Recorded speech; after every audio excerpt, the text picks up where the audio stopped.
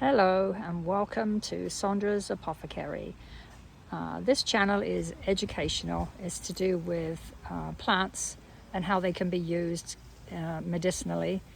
And so I'm going to talk to you about the plants. You're welcome to research them for sure after I talk about them so that you can verify.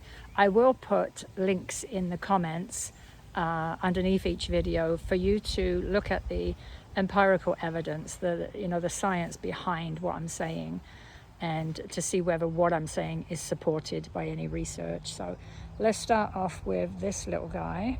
This is a witch hazel tree. He's been in a pot. The poor little thing's been in a pot for way too long, and he was kept in the sun, and he came to me through my landscaper. This year I have hired a landscaper because last year I came down with shoulder and bicep tendonitis and I could not do anything. It was even challenging just to lift a toothbrush and brush my teeth. So it all went, wild, just overgrown, unmanageable. And so this year it was already overgrown and wild, and the creeping Charlie was everywhere. So I've hired somebody to come and help me. And we're starting with cedar trees along the fence line because my garden is a pollinator garden, and so I want to keep as much as my garden protected from anything that the neighbors are doing that could be toxic. So the trees are going in along the fence line. They will get as high as these trees and they will protect the garden because I want it to be as organic as possible. It won't be certified organic because it's my garden and I'm not selling anything from here. It's just educational. I'm just going to show you what I'm doing, talk about it, give you the research. I am quite knowledgeable in plant health, and so that's basically what we're going to be doing, is talking about the properties and benefits of plants. So that's a poor little cherry tree right there that my some kids in the family came over and they weren't supervised and they swung off of it and jumped on it, and poor little thing is just barely surviving. But it's been like this for about 10 years now and we don't know what to do, so we're still thinking about that, and we'll continue to think about that until we decide what to do. I think we just leave it alone and let it try and sort itself out, let nature take care of it. All right, so we come down here. This was my fruit garden right here. So I had red currants, blueberries, raspberries, blackberries, and black currant. And because cedar trees are going all along this fence, I'm moving that. Also because my neighbors have a mulberry tree, and it's a beautiful tree. It feeds the birds. But as you can see by my deck, it's messy. There are mulberries all over my deck.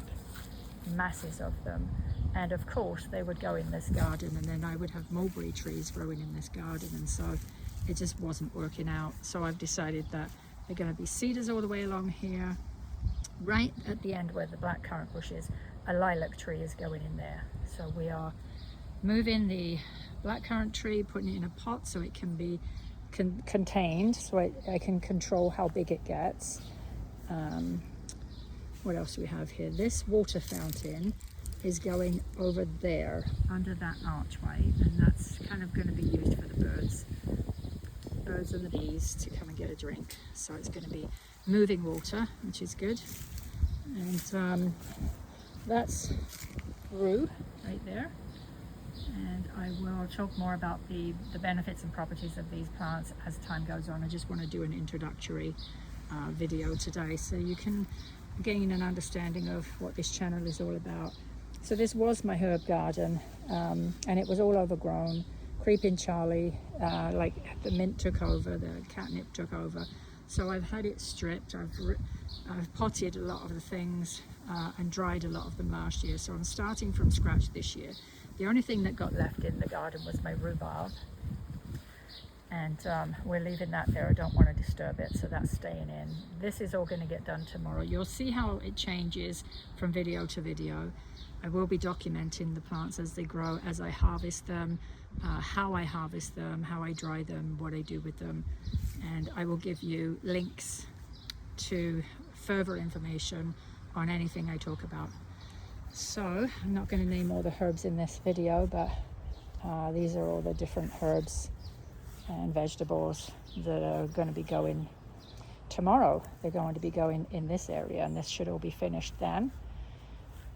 Here's some of the plants that we moved, and so that's a new blueberry in there. It's going to grow up the back of the barbecue. This is a lilac tree which came from the front of the house, and I will film that tomorrow.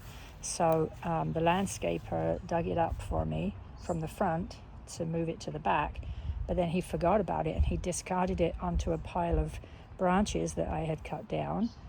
And then later in the day I found it and I rescued it, put it back in the soil, gave it some Miracle-Gro, and I'm hoping that it picks up. I'm going to give it another drink tonight. It has been very hot here the last couple of days, and so everything's really thirsty. And we got some lavender here. I'm going to put some more in, and then we have green grapes, and I'm going to train the grapes to grow up around this lean shelter, so those grapes will be growing up against that. It'll probably take a couple of years before they're quite full, but that's where they're growing. I've got some seeds coming up here. That is German chamomile. That's doing okay. This year I tried a new method.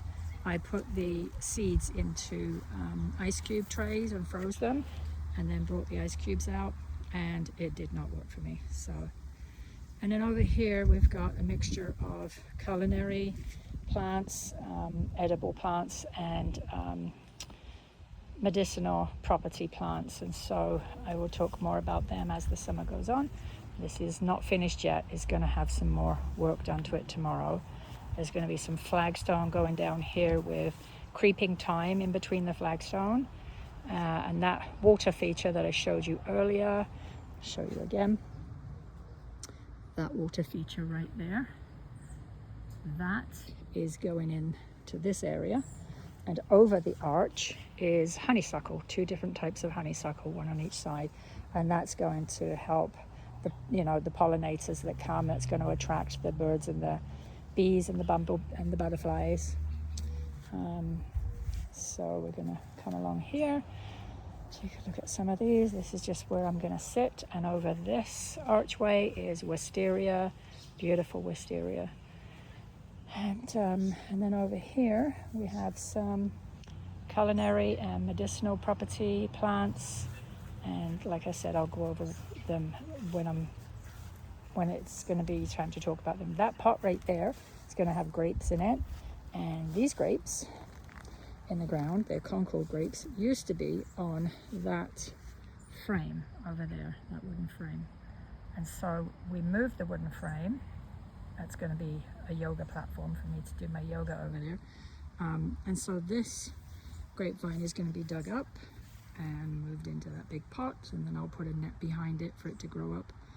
And usually the birds eat most of those grapes. I share my food with the birds, so the birds are going to be eating most of those grapes, but I do just come out and pick a handful and sit and eat.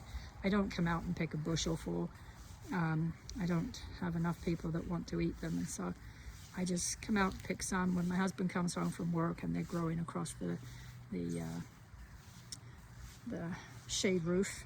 He couldn't just pick a handful and eat them. So, all right, and that's that. So stay tuned if this is something you're interested in. And thanks for watching. Don't forget to like and subscribe. Take care.